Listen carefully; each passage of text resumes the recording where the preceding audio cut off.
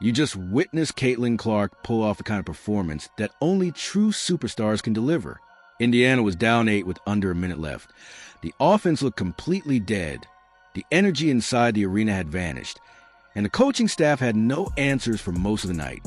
But somehow, Clark still dragged the Fever back into fight and nearly stole a game that looked completely over. I'm Dre Fever. This is Street Hoops. And tonight we're breaking down everything that happened inside Gainbridge Fieldhouse on May 15th, 2026. Because this wasn't just another regular season game. This was the story of a generational talent trying to survive despite the chaos happening around her. So buckle up, because there's a lot to unpack.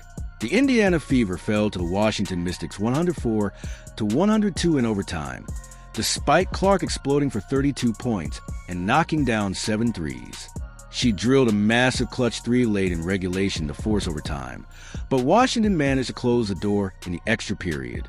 On paper, it sounds like a close, exciting basketball game, but once you really examine what happened from start to finish, it becomes impossible to ignore how badly Indiana mismanaged this game. The Fever came out firing. They hit 6 of their first 7 threes in the opening quarter and built a 28-21 lead. Clark looked aggressive early. The crowd was fully engaged, and Indiana appeared ready to take control. Then everything collapsed.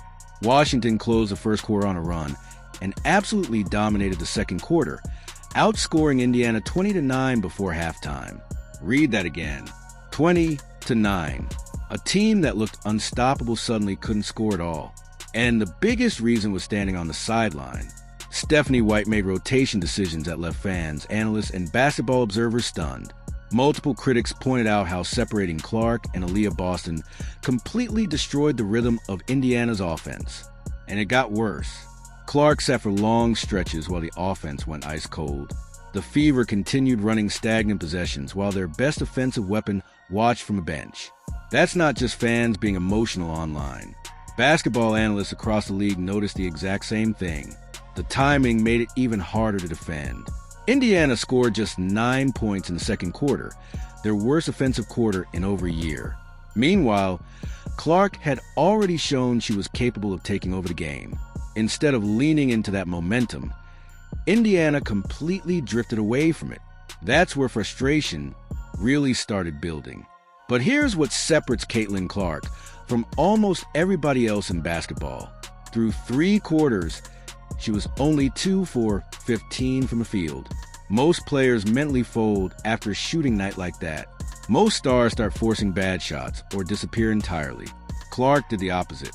She stayed locked in mentally, kept attacking, and when the fourth quarter arrived, she completely exploded. With just seconds left in regulation, Clark sprinted into a handoff, rose up from deep, and buried a massive game-tying 3 with 3.1 seconds remaining. Pure pressure, pure confidence, pure superstar basketball. And after the game, Clark said she still felt good about her shots despite the rough start. That mindset tells you everything about who she is as a competitor. She finished with 17 fourth quarter points alone. 17. That means after struggling all night, she suddenly became the most dangerous player on the floor when the pressure peaked highest. That's what elite players do. The real question is this: why did Indiana wait until desperation mode to fully handle the offense? The Fever only started fully leaning on Clark once they were already down late. Instead of building the game plan around their best player from the start, they spent most of the night trying to force a balanced system that clearly wasn't working. And that's where the criticism towards Stephanie White becomes impossible to avoid. Now, to be fair, White isn't the only person who deserves scrutiny after this loss. Kelsey Mitchell had 24 points, but her late-game execution raised major questions. She missed 2 huge free throws in overtime and also missed a final contested shot as time expired. Again, this isn't personal criticism. Mitchell is talented. She can absolutely score. But when Clark is completely taking over a game, the offense has to run through her in those moments. Period. Too often Indiana falls into isolation-heavy basketball, where possessions stall out into difficult pull-up shots instead of feeding the player who clearly has a hot hand. And on this night, the hot hand belonged to CC22. Still, credit absolutely belongs to Washington. Sonia Citrin delivered a career-high 30 points, while Kiki Iriafen dominated with 25 points and 13 rebounds. The Mystics shot an incredible 56% from the field and played fearless basketball all night long. What makes Indiana's collapse even tougher to understand is how young this Washington team is. Their energy never dipped. Their confidence never faded. Iriafen especially looked unstoppable in the third quarter, attacking Indiana possession after possession without any defensive answer. Then came one of the wildest moments of the night. Citrin appeared to hit a game-winning shot from beyond half court at the buzzer in regulation, sending the arena into absolute chaos. But replays showed the ball was still in her hands before time expired, wiping the basket off the board and sending the game to overtime. The basketball gods wanted more drama, and they got it. But Washington still finished the job behind rookie Cody Miller-McIntyre, who scored critical points in overtime during her WNBA debut. That says a lot about where Indiana currently stands. 3 games into the 2026 season, the Fever are already 1-2 and have lost both home games. On top of that, Aliyah Boston exited with a lower leg injury and never returned, creating even more problems for an already thin roster. When your top stars combine for over 50 points and you still lose at home, something deeper is wrong. Indiana also got crushed inside, losing the paint battle 48-28 despite attempting 42 threes. That kind of imbalance makes the offense predictable and easy to attack for physical teams like Washington. And the cruelest irony of the night, before tip-off, Caitlin Clark was being honored for becoming the fastest player in WNBA history to reach 1,000 points, 250 rebounds, and 250 assists combined. Think about that. She was literally being celebrated as one of the fastest rising stars the league has ever seen. Then the game started, and for large stretches Indiana still failed to fully center the offense around her. That disconnect is becoming harder and harder to ignore. Earlier this season, Stephanie White publicly acknowledged how special Clark's basketball mind and skill set are.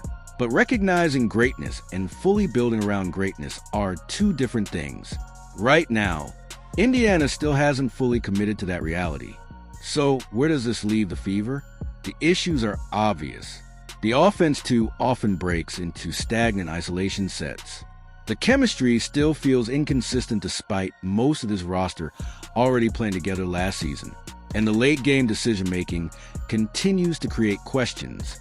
Some people will say it's too early to panic after only 3 games. Maybe, but accountability matters early too. Because once-in-a-generation players don't come around often. And when you have someone like Caitlin Clark on your roster, every decision should revolve around maximizing her impact. She cannot keep dragging this team back from disaster every fourth quarter while the structure around her struggles to keep up. At some point, the system has to rise to her level. The good news for Indiana is simple. Clark looks fully healthy, fully motivated, and mentally tougher than ever.